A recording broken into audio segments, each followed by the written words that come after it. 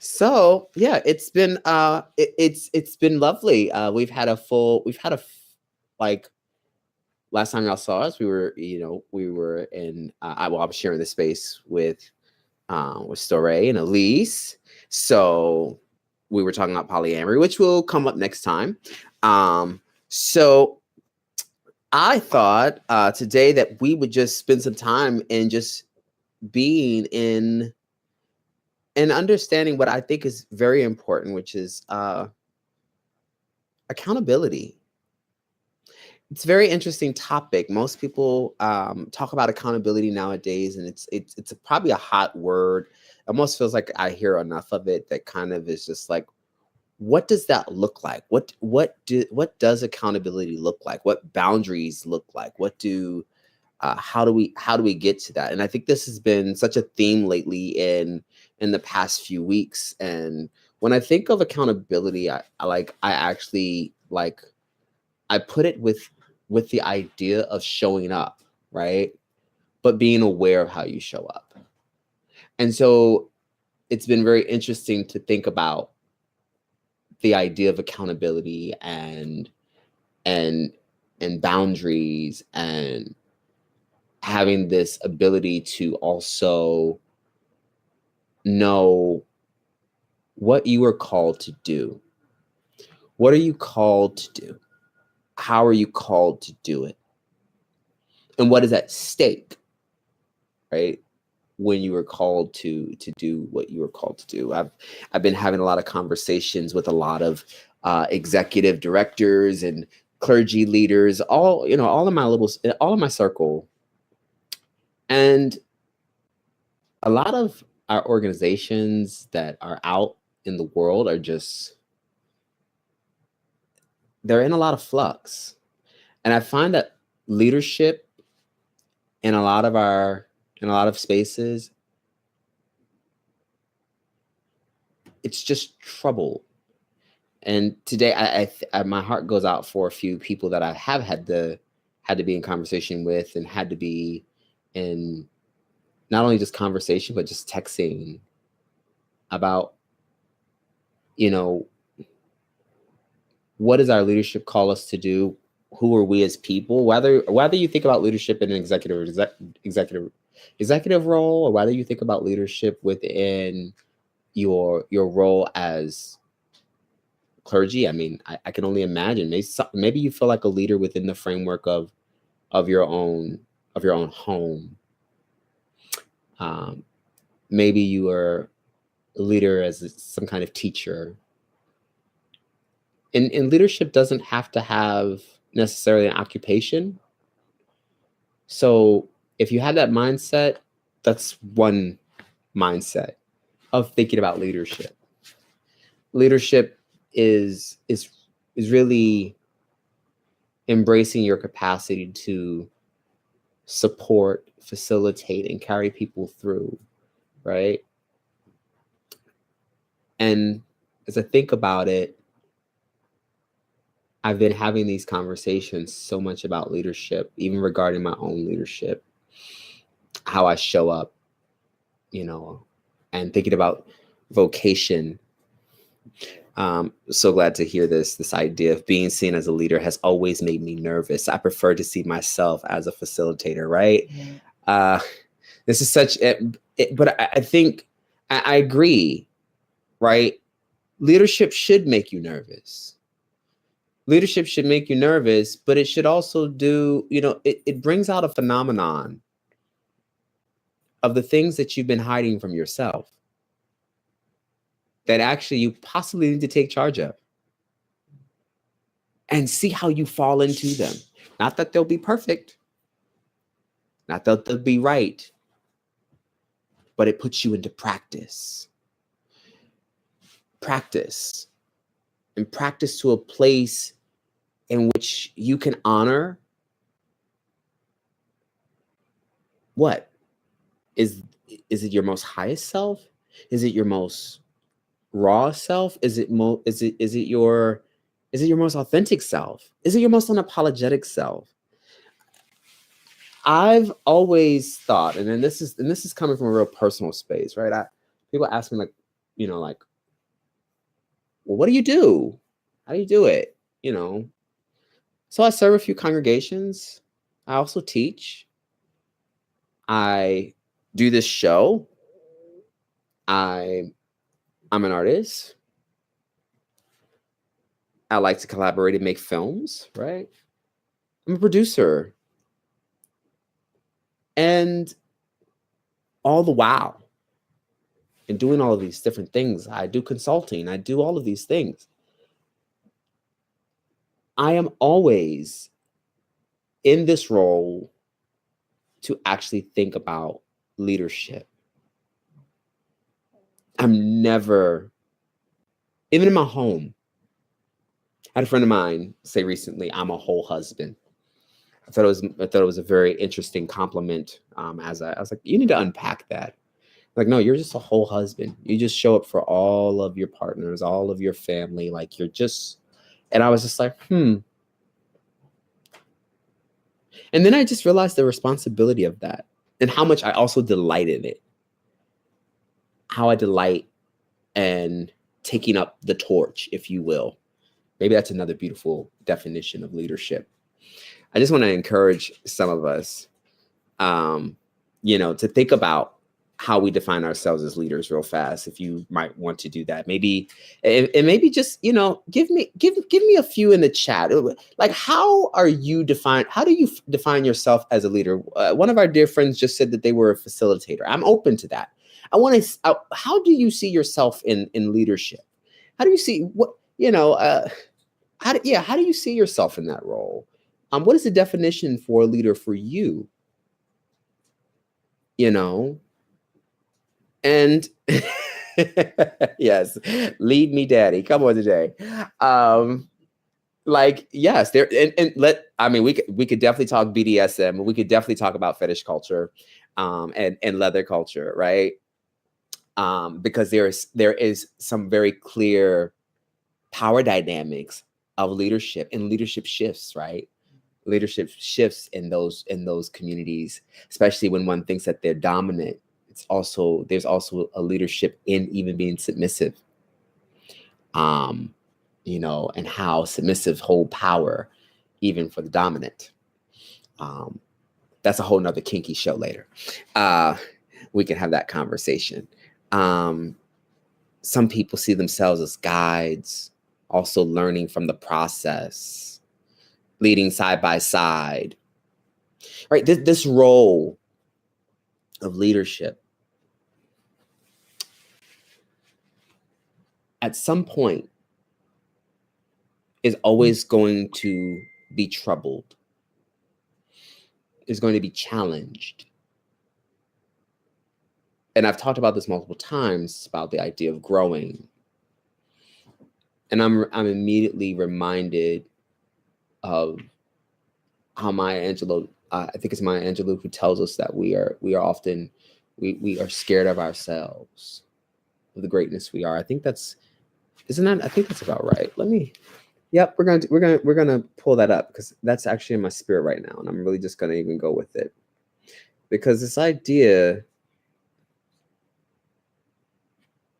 Let's see how powerful we are, isn't it? Like how powerful we are. Let's see. I'm looking. Let's see. Marianne Williamson's maybe. Okay. Miriam.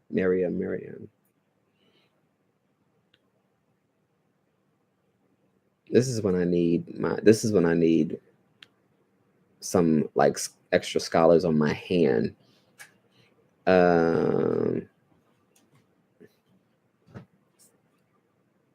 Thank you. This is why we need it. Here we go. Yes. Yep, it is. Yep. Our deepest fear is not that we are inadequate. Our deepest fear is that we are powerful beyond measure. It is our light, not our darkness, that most frightens us. We ask ourselves, who am I to be brilliant, gorgeous, talented, fabulous? Actually, who are you not to be? I'll say that part again. Who are you not to be? Your playing small does not serve the world. There is nothing enlightened about shrinking. There is nothing enlightened about shrinking. So that others who won't feel insecure around you. We are all meant to shine as children do. We are born to manifest. Yes, this is Marianne Williamson. We are all meant to shine as children do. We were born to make manifest the glory of God that is within us. It is not just in some of us, it's in everyone. It's in everyone.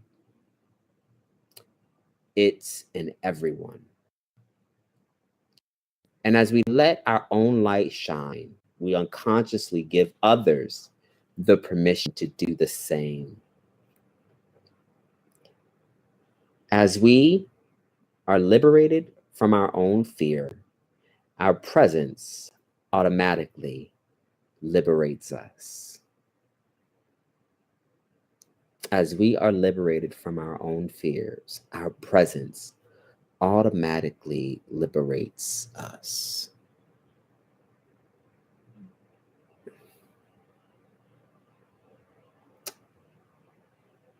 Who are we not to be? That part. I love that.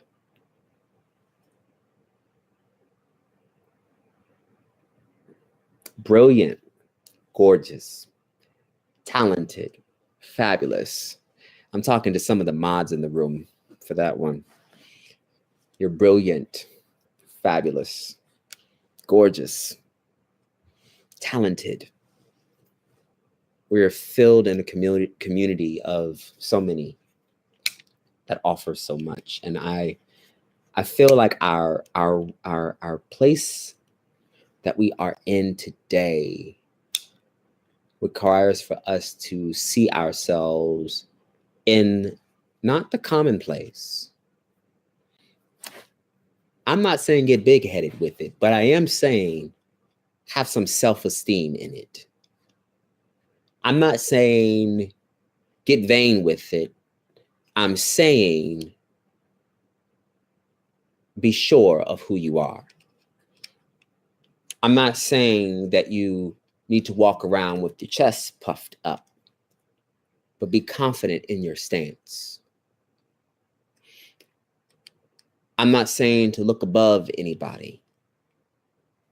I'm saying to look at them and see, like you see yourself, who you were called to be. And don't deny yourself. Don't deny yourself to maybe take somebody by the hand. Don't deny yourself the ability to empower, inspire, encourage. Don't do that. Whether you're a facilitator, whether you are, there is something so powerful about realizing the leader that you are. And that the very space that you share, whether it is virtual now, whether it's physical, it is so interwoven. It is so orchestrated and interconnected. You almost don't want to close your eyes on it because you actually might miss something. You might miss the possibilities of being a witness of somebody else's role of being a leader. And maybe that's what you're going to be accountable for as a leader. The opportunity to witness and foresee other people's greatness. It's beautiful. Oftentimes, anybody who knows me, if you've ever been with me on a road trip or possibly just driving, no one drives my car but me. I always drive my car. I almost forget that actually there are other people in the car that can drive. So between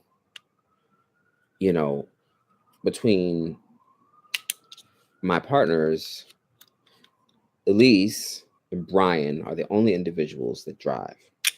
But if you ask them, I don't let them drive. It's a real thing. I don't let it happen. I'm always in the driver's seat. And we went on these road trips this past week. And it was nice the first time, believe it or not to drive. I actually sat in the back seat as Elise. Come on, right? That part, right? No one else drives that car but you. Elise drove. They drove us to New York. They drove us to Durham. And at no point did I ever feel like I needed to have control of the wheel. I actually was even annoyed that the GPS would not take them in the direction that I actually would have preferred to go. But I love that process. There are moments where I have to go to central Pennsylvania. Oh, and I appreciate when Brian drives. But what I see is I see a moment that honestly allows for me to rest and being confident and not what I need to take charge of, but how I also share that ability, right? How do we share our ability? Not with those that we seek to empower, but with those that we love and that we care about. How do we facilitate and guide and ensure that the way that we've guided ourselves is also transferable? Leadership should be transferable. I've seen, in a managerial philosophy that I grew up with, believe it or not, when I went to school, I was taught that a good manager, good leader, transfers their ability and shares that ability with those that they want to nurture so that they can move on from the role that they're in. It's a very interesting ethic because we don't see that today. I don't see a lot of it. As someone who has experienced a lot of occupational trauma, as I shared, I do a lot of different jobs and things. And occupational trauma is very real for me. I've been in spaces where people really don't want to see other folks nourished, let alone flourished, in spaces that they actually could be cultivated into, that they could be blossomed into. We have a very hit or miss culture. You either have it or you don't. You either have the degree or you don't. You either have the 7-year, 13-year experience or you don't. You either know how to do it or you don't. You either got the network or you don't. And then when everybody's asking the question, when does the opportunity happen? You've missed it. Because nobody ever made the space to say, I'll actually train you. I'll actually spend time sharing what I know with you. And so the idea of being fair because you've either worked a certain amount of years or because you are that doesn't matter anymore. It doesn't matter anymore.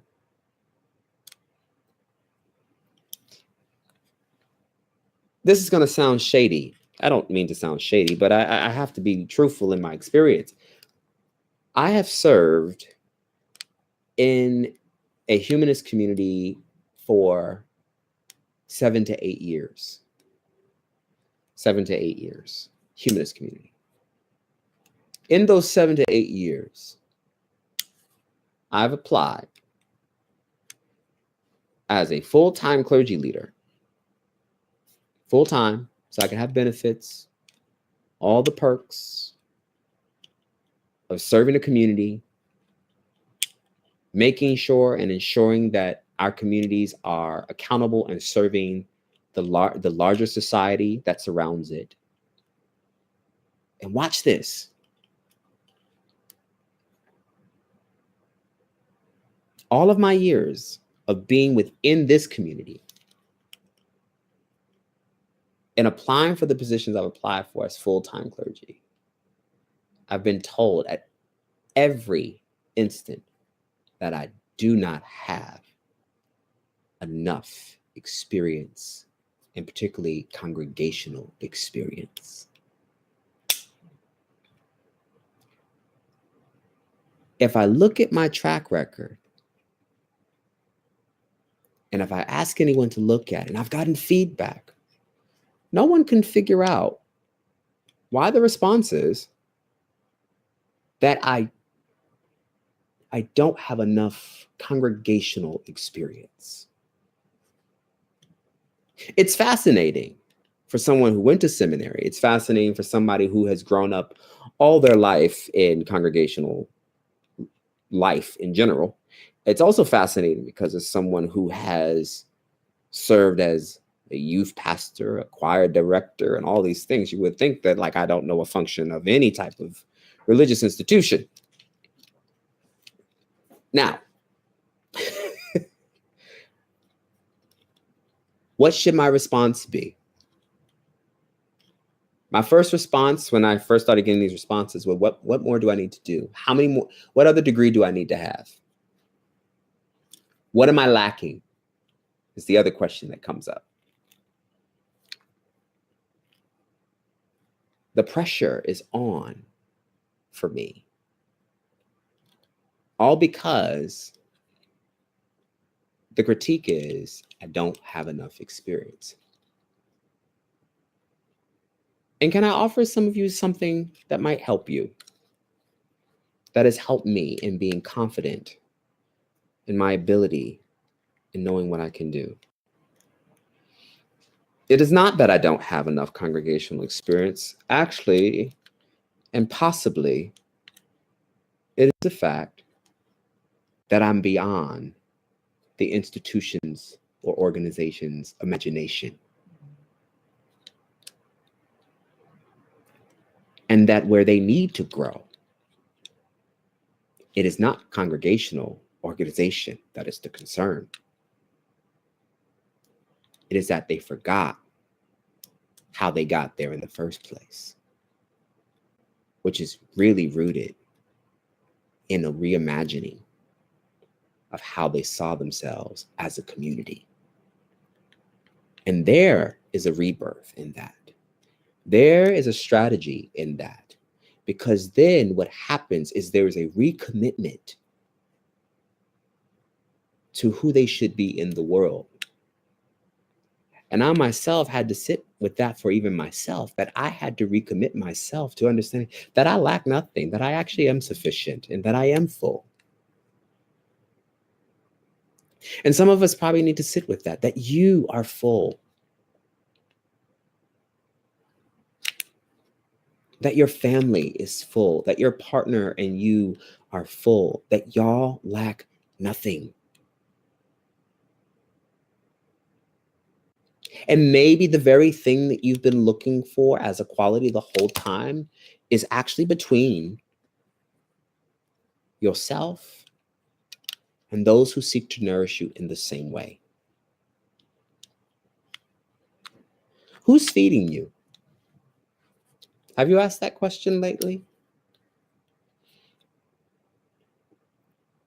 Who's nurturing you in the spaces for you to take the lead? Who's being transferable? Who's sharing the energy that edifies you?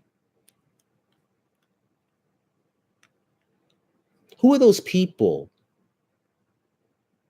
that seek to hold you and lift you up when everybody else wants to put you down?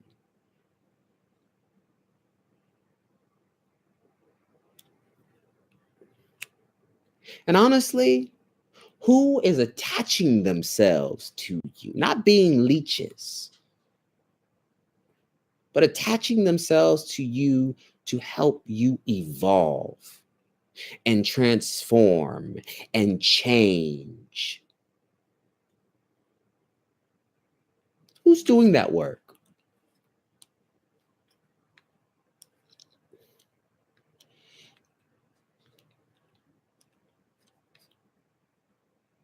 These are important factors.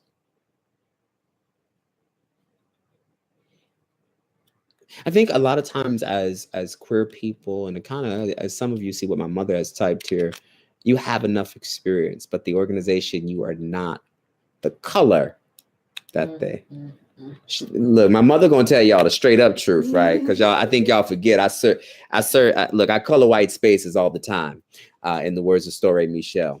And so as a result, yes, I am a person of color. I'm the first African American leader, and I don't say that with a sense of only pride, but also just a lot of that comes with a burden. African American humanist leader, and it and my mother does see that a lot. My mother has been often a witness. Uh, she is probably my biggest fan. As she watches me navigate a lot of these spaces that question even my capacity as a leader. But right, even us as queer folk. So if you're not a person of color, but you are just on the spectrum of the colors, right? What I want to offer you is this, like, right? How do we take the lead as even queer folk in a world that does not always want to see us, that doesn't always imagine us? I appreciate the fact that there are many of us who still believe, and it's something kind of beautiful about even the network, the transverse network, and our experiences, that like we love to show this beautiful collective of gender diverse folk doing the daily life in the beautiful ways that we do them. And most people would think, oh, well, that's just regular. You just play video games. You just start talking. You're just offering your own insight. But many of us are taking the lead in our humanity and our agency. We are taking the lead in trying to carve out spaces that said that we were not enough. We're spending time, Elise is spending time carving out new spaces in academies, and Story is creating films from spaces and aesthetic spaces that honestly have not been examined by possibly some Black queer films. It takes people like Justice to help us reimagine Target, and it takes a lot. Because who was going to imagine the kind of leader you are?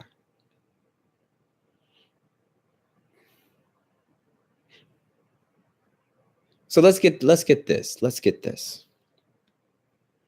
I want to leave you with these with at least three things to take away. I want to leave you with three things to take away. Number one, embrace the way that you are called to lead. Embrace the way that you are called to lead. Everything you do is not in the mundane. You are called to lead in a very particular way that speaks to your experience, that transforms your story, that engages those that seek to actually be a part of your life and nourish you in the process. Right? So take the time to understand that part of your leadership. It's not going to look like everybody else. It's not going to sound like everybody else. It's not going to be dressed like everybody else. Because you are taking the authority. You are taking the moment to be powerful and offer your full self in ways that you understand, that have led you out of hell, that have led you out of your own darkness, maybe your own pain. No one knows what it took for you to just arrive and survive, right? And I think that's a very important factor. I point out the other thing, that number two, in addition to understanding your leadership and how you come to the leadership moment, the other question is, another point that you need to have is, how will you care for yourself? Caring for yourself. Because when you take the lead, guess what? You are vulnerable. You will be the talk. You will be the discussions of stories told and untold. You will be so vulnerable, accessible,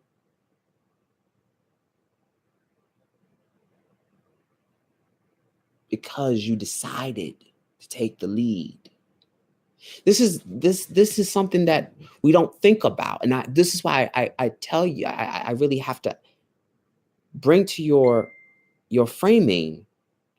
Make sure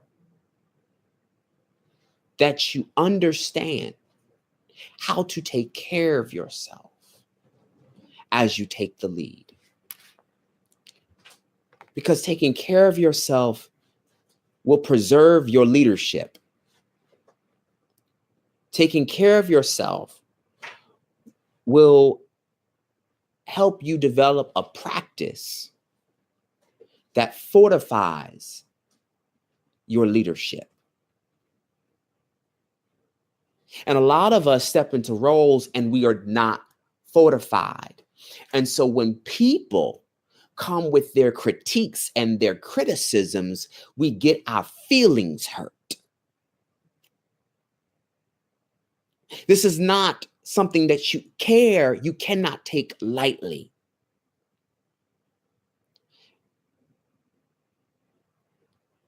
You cannot take the application of care lightly when you decide to take the lead. In addition to care and understanding that, there is the application within care. You need to know who's in your corner as a part of your care practice and who is covering you. That just makes me feel really good, if y'all don't mind. That's some old school teaching. That's some ancestral wisdom that comes back to me. I need to sit with that. That's really... Care reminds us of who's in our corner, and care reminds us to do the work of also making sure we have a covering.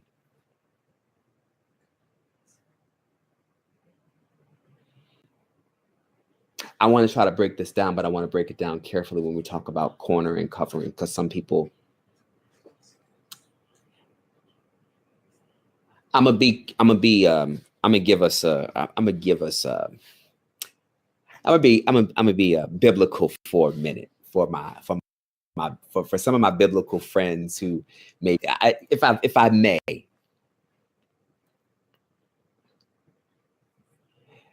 you need someone in your corner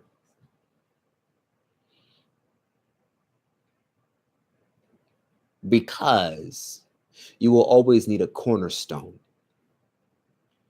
to ensure that you have stability and that you have a strong foundation.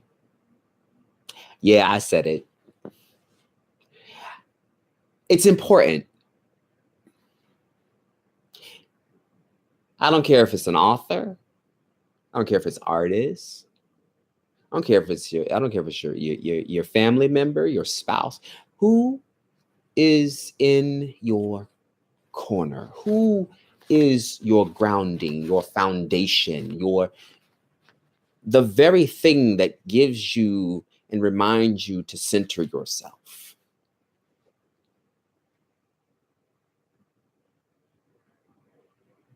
And when the shit hits the fan, you're going to need a covering.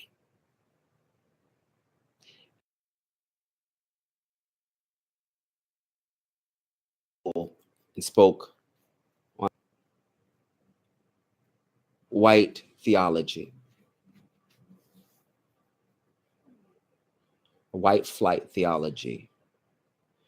I could unpack that later.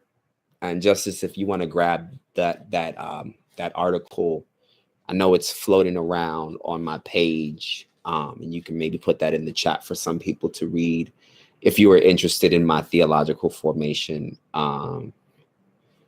But this white flight theology basically engaging the idea that, like, when theologies become so advanced and elitist, and then of course people of color and those folks of colorful living decide to join in these very elitist, heteronormative,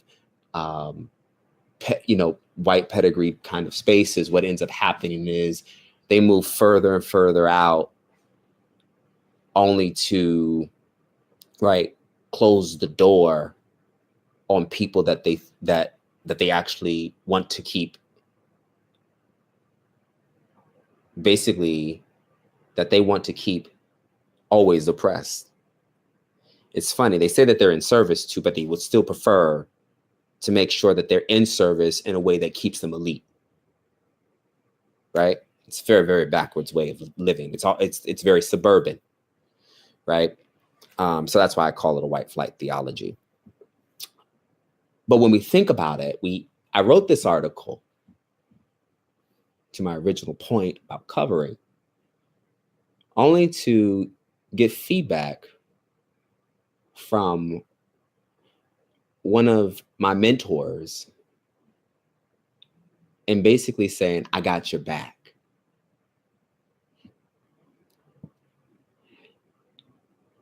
And I really appreciated my, my clerical father. He's really, really awesome, Dr. David Breeden. And like, but he was very clear that he had my back, even if I had to critique the community that I love.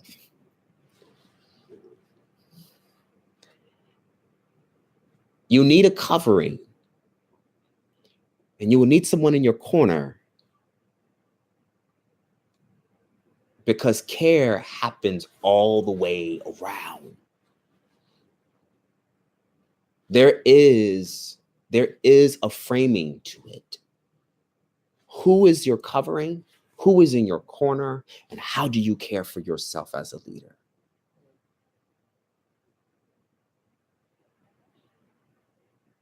There is an ethic to it. There is such an ethic to it. You don't buy a cell phone or any device without some kind of instruction of care. And you need to think about that framing to sustain the leader that you are called to be. Right? So back to stage one. As we get close to time, I want to point this out.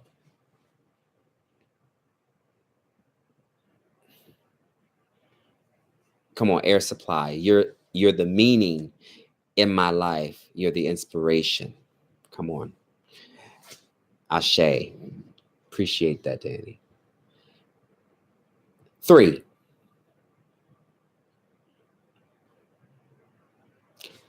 How will you fulfill the promise that you gave yourself? How will you fulfill the promise that you gave yourself? This is point 3. You got to figure out the call. You got to get surrounded in care. But now it's the point of execution. It's the point of arriving to a place that you actually have to go back to the things that you were first committed to. The first commitment, the promise that you were making yourself to see yourself through, to fulfill the goals that you have been called to practice, that you have been called to perform, that you have been called to actually bring into fruition. Thank you.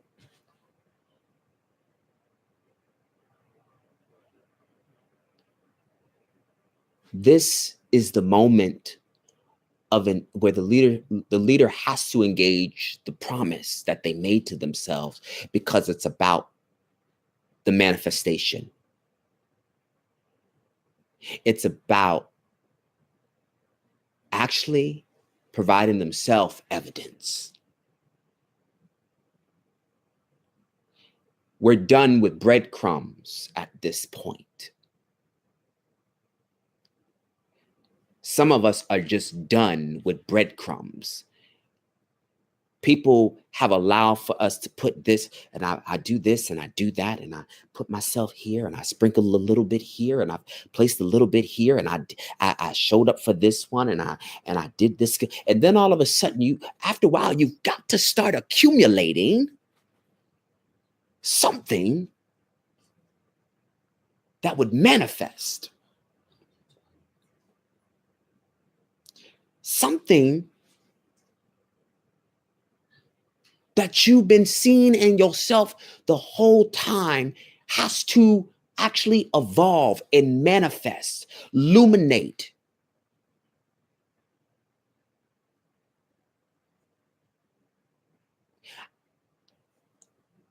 The people that I'm talking to probably on point 3,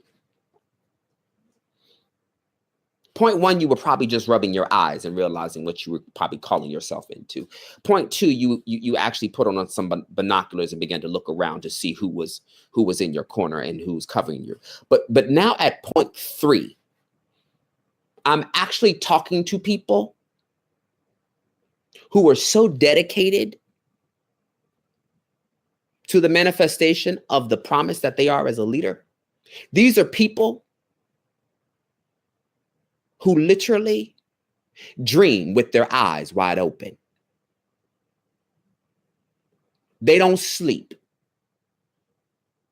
They work in the midnight hours. They actually go down to sleep in vision.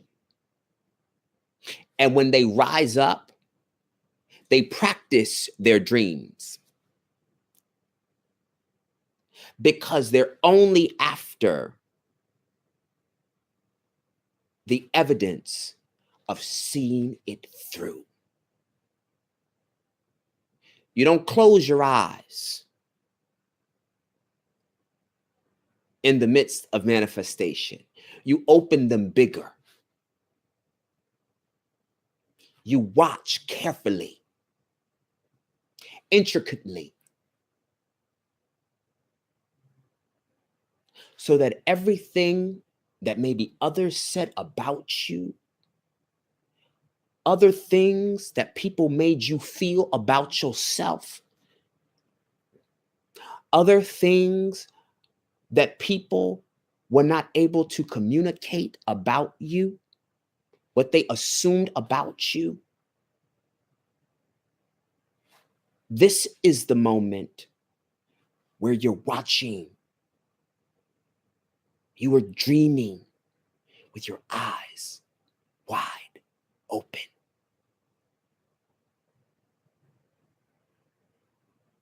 You don't lose sight of who you are in the manifestation. You don't lose sight because because you think you're at the finish line. You run all the way through.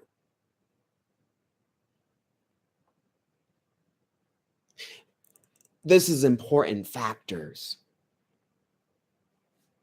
for you arriving into aspects of leadership. These are the three that I will give you and offer you today to consider. Because leadership has to be cultivated. It has to know what it is called to be. You have to examine that. You have to know who is in your corner, who's in your covering, how you will care for yourself, because it is sustainable. And yes, you need to be very aware of how you're going to fulfill the promise that you made yourself, so that you are always manifested in the end.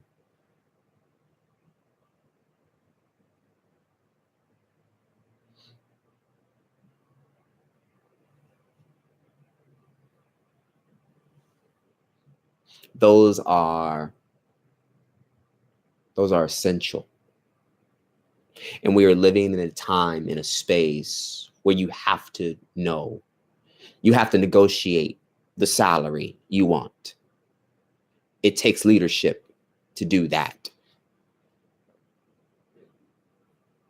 Don't let anybody else name your price anymore.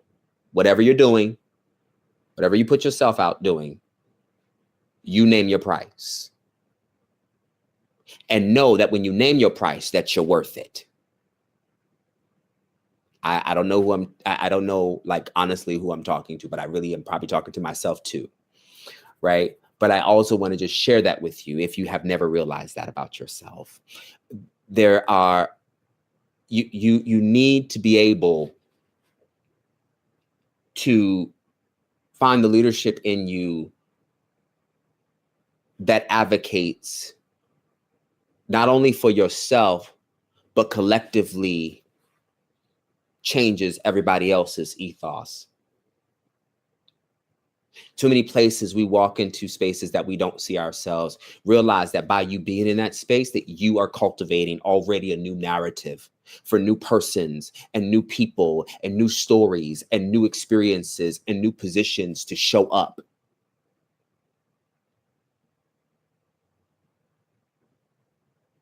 Stop doubting your place where you are.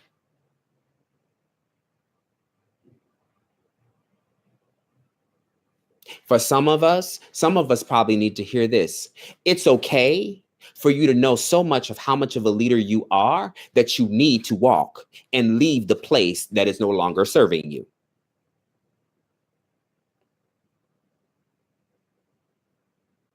You've provided all the information. You've given all your feedback. You've offered all of the information you can possibly obtain. And you've been given to other people with their name stamped on it, and you don't get no credit.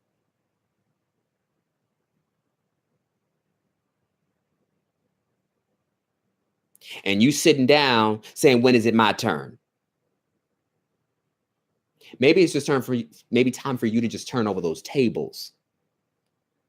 And it's okay to leave. It's okay to know your worth. Good leaders also know when their job is finished.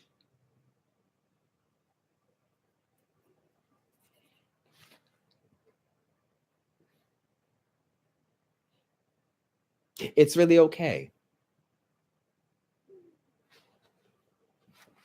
It's really, really okay. Let us close with this really fast. Let's go back to our dear one, Miriam. And let's read here again, because I think we need to be reminded before we go ahead and close up shop that our deepest fear is not, I just lost it. Hate when that happens on my phone. Our deepest fear is not that we are inadequate. Our deepest fear is that, why is this not being bigger enough for me? My eyes, okay. Our deepest fear is that we are powerful beyond measure. It is our light and not our darkness that most frightens us. We ask ourselves, who am I to be brilliant, gorgeous, talented, and fabulous?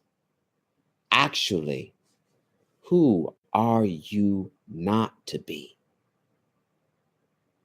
Your playing small does not serve the world. There's nothing enlightened about shrinking so that others won't feel insecure about you. Others won't feel insecure about you. We were born to make manifest the glory of God that is within us.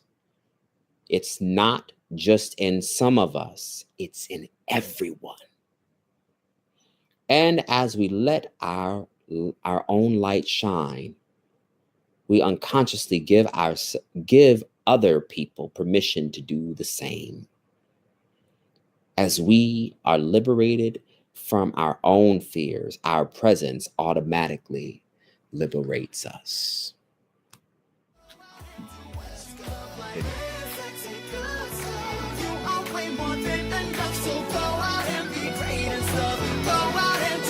You love right